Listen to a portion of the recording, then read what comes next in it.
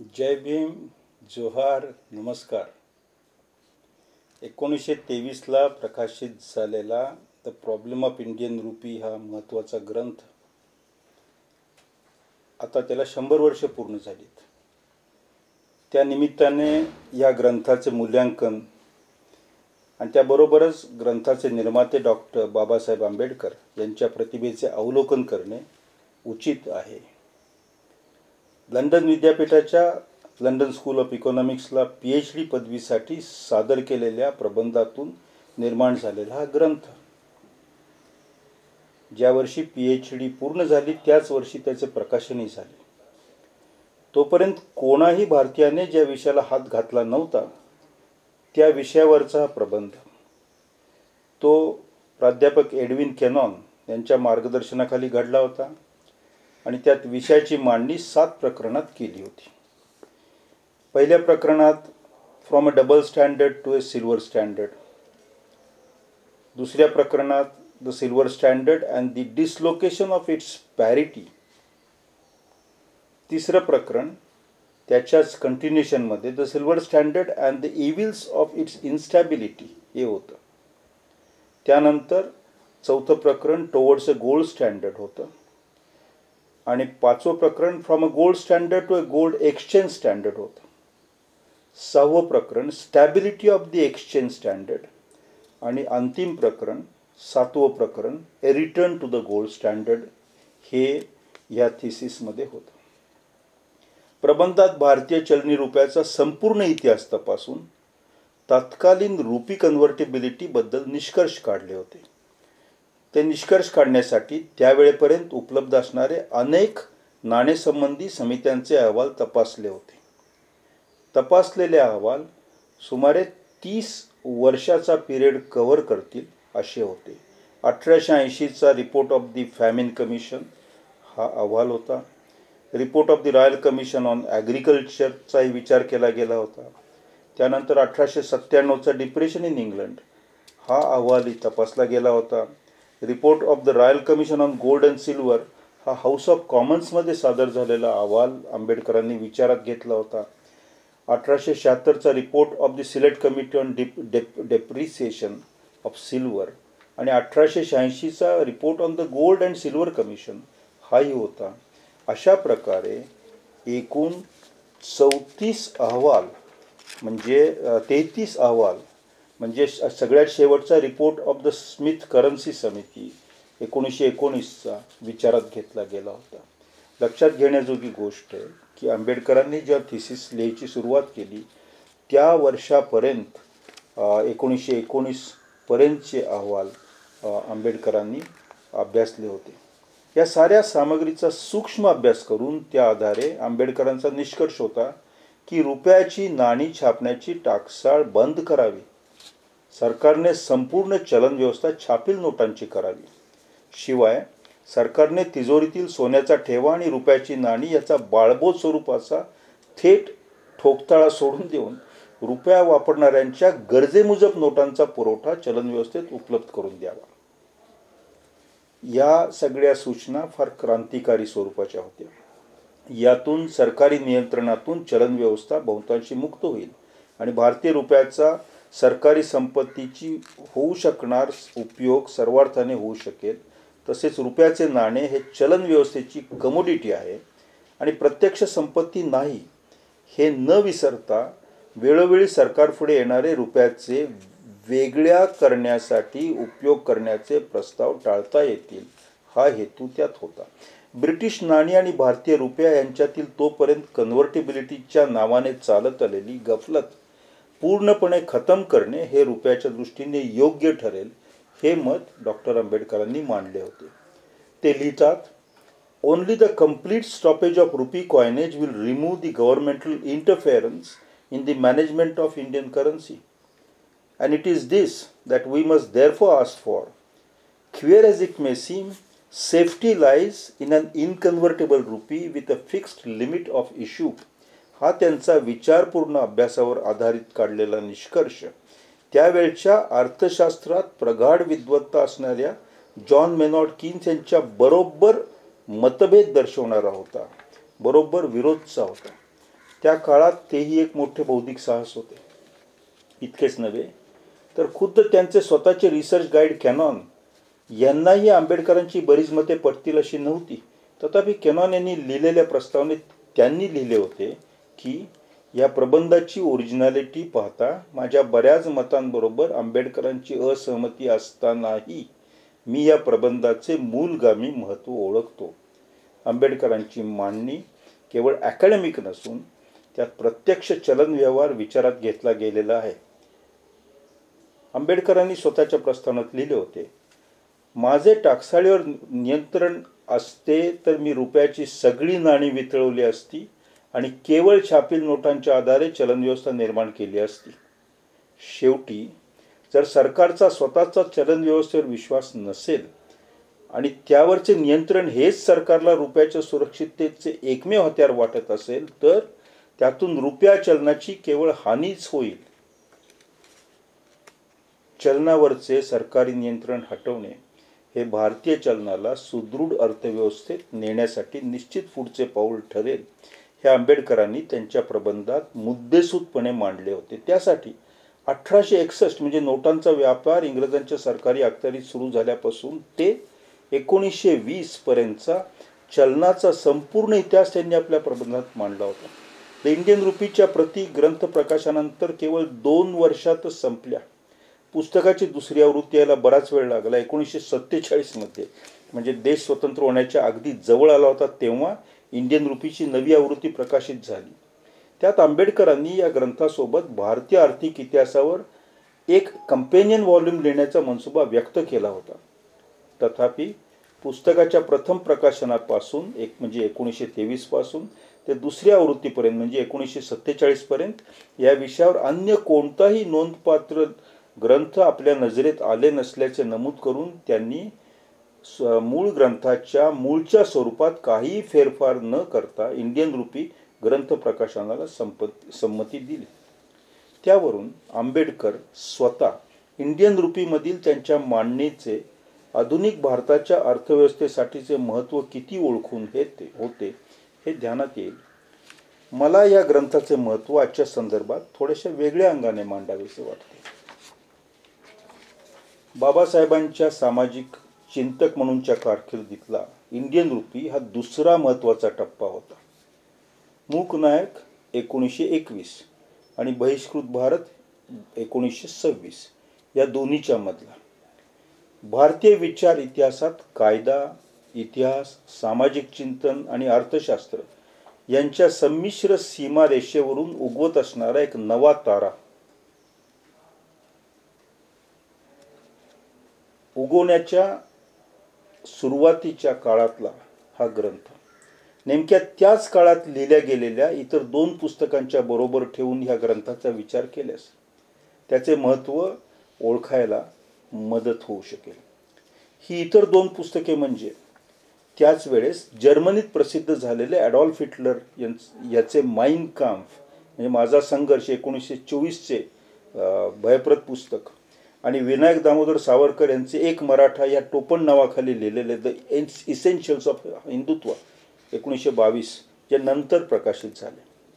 हिटलरच्या पुस्तकात आलेला आर्थिक घडामोडीचा विचार केवळ आणि केवळ ज्यू व्यापाऱ्यांच्या पर्यंत जाहीर जहर ओकून व्यक्त झाला होता. पण त्याचबरोबर हिटलरने धनाढ्य उद्योजकांच्या मदतीने आणि एकमुखी सत्ता निर्माण करण्याच्या मनसुब्याने त्यात आपला विचार व्यक्त केला होता. हिटलरच्या अर्थनीतीत खोट्या डॉलर्सच्या नोटा छापून अन्य देशातून शस्त्र विकत घेणे स्वीकार्य होते. सावरकरांच्या पुस्तकात केवळ ह्या देशात जन्म पावलेल्या धर्मातील लोकच नागरिक बनू शकतील आणि नागरिकत्वाचा आधार प्राचीन काळात निर्माण झालेल्या धर्माचे जन्मजात सभासदत्व असा सिद्धांत मांडला गेला होता. नेमक्या त्याच वर्षात बाबासाहेबांचा PhD प्रबंध अर्थव्यवस्थेवरील सरकारी नियंत्रणे आणि मक्तेदारीच्या विरोधात मुद्देसूद आणि तार्किक आधाराने प्रतिपादन करत होता. उदाहरणार्थ जेव्हा रुपयाची ऐतिहासिक सुरुवात कोठे झाली हे सांगताना आंबेडकरांना शेरशाह सुरीला त्याची श्रेय देण्यास काहीही हरकत वाटली नव्हती. किंबहुना त्यांनी रुपयाची सर्व रूपे सर्व अवतार पूर्ण तटस्थतेने नोंदवले होते प्रबंधात.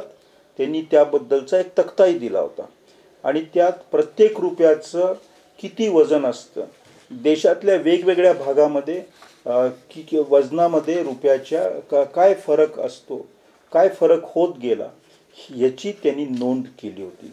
उदाहरणार्थ जहांगीर ऑफ आग्राचा रुपया होता तो 174 ग्रॅमचा होता, पण शहाजहाननी जो रुपया बनवला होता त्याचं वजन 172 झालं होतं.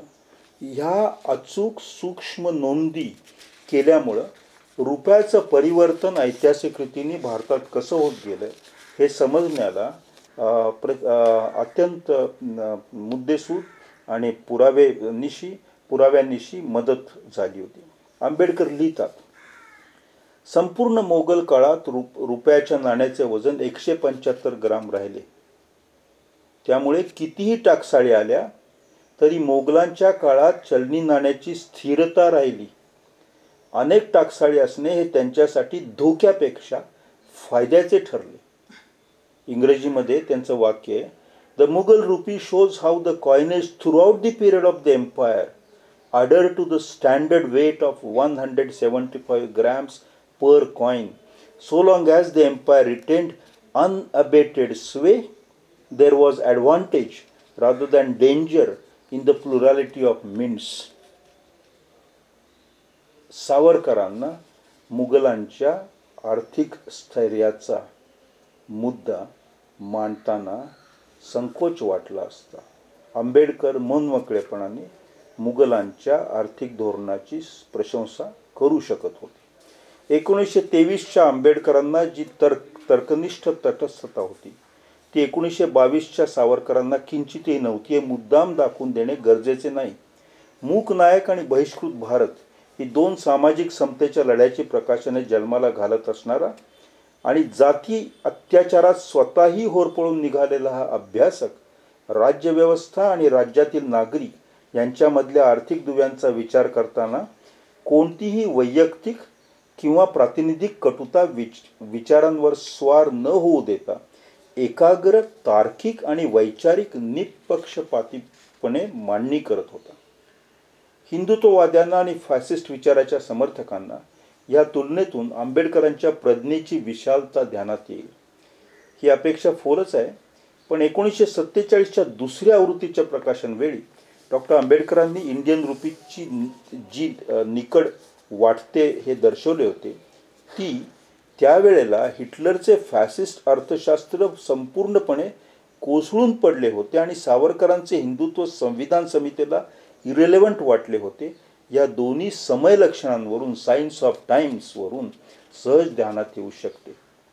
आज आंबेडकरांच्या इंडियन रुपया प्रबंधास 1 शतक पुरे होत असताना काही वर्षाआधी झालेल्या नोटबंदीच्या पार्श्वभूमीवर तो ग्रंथ पुन्हा एकदा समर्पक वाटतो.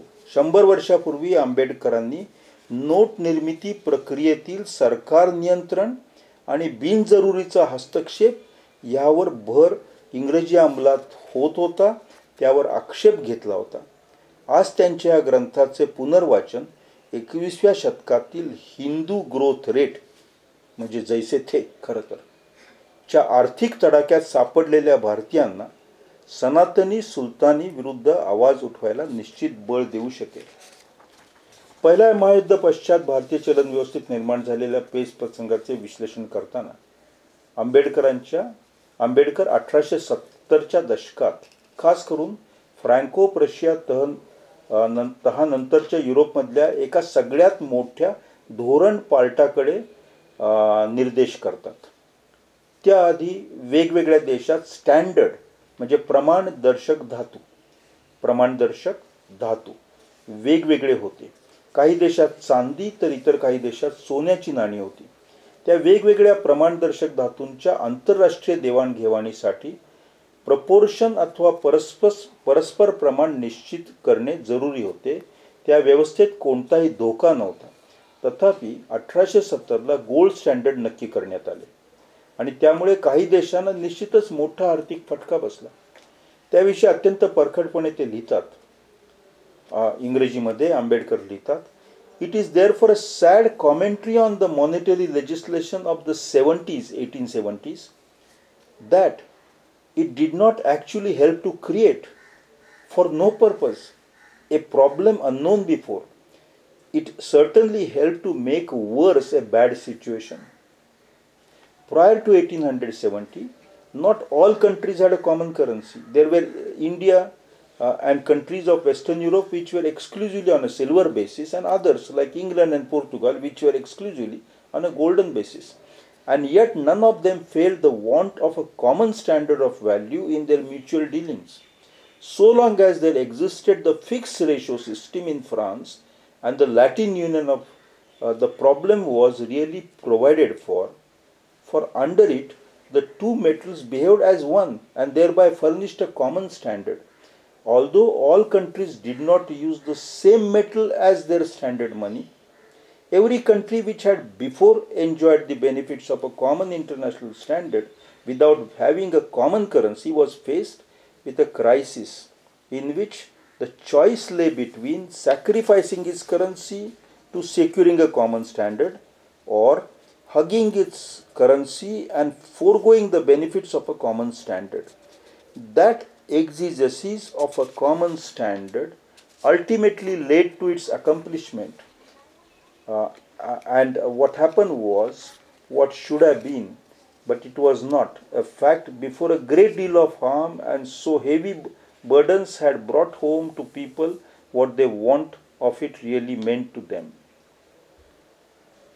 गुंतागुंतीच्या विश्वात विविधतेचा फायदा ओळखणारे इंडियन रूपीचे लेखक डॉक्टर बाबासाहेब आंबेडकर आणि भारतीय संविधानात देशातील विविधतेचा सन्मान करून भारताचे वर्णन India that is Bharat is a union of states, India म्हणजे भारत हा विविध राज्यांचा एकत्र संच आहे, हे सांगणारे आंबेडकर या दीर्घ वैचारिक प्रवासातील the problem of the rupee हा फार सर्वात सुरुवातीचा फार मोठा महत्त्वाचा लँडमार्क आहे आणि भारतीय विचार परंपरेतील तो अत्यंत महत्त्वाचा बिंदू आहे.